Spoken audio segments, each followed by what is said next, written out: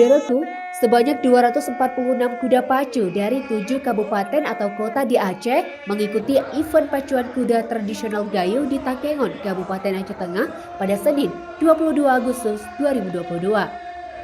Pantauan tribungayo.com, kegiatan tahunan dalam rangka memeriahkan hari ulang tahun ke-77 kemerdekaan Republik Indonesia ini dibuka langsung oleh Bupati Aceh Tengah Sabel Abu Bakar di lapangan HM Hasan Gayo, Pulang Bebangka, Kecamatan Pegasing, Kabupaten Aceh Tengah.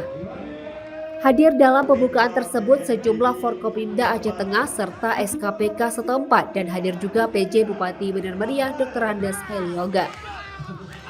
Bupati Aceh Tengah mengatakan pihaknya menjelaskan bahwa event pacuan kuda tradisional Gayo menjadi momen yang ditunggu oleh semua pihak dan lapisan masyarakat.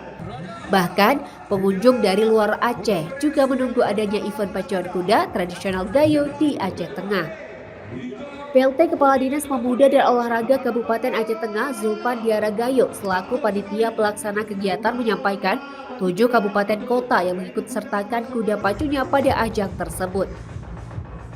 7 diantaranya Kabupaten Benar Meriah dengan 70 ekor kuda, Gayo Luwes 14 ekor kuda, Aceh Utara 1 ekor kuda, Aceh Tamiang 2 ekor kuda, Lok Semawe 2 ekor kuda, Banda Aceh 1 ekor kuda, dan tuan rumah Aceh Tengah 156 ekor kuda. Event itu akan berlangsung selama sepekan mulai 22 sampai 28 Agustus 2022 di Arena Belang Bebangka Pegasing, Kabupaten Aceh Tengah. Dari Aceh Tengah, Romadani, Tribun Gayo TV. Nasional sekarang sudah dihapus secara nasional, bukan hanya di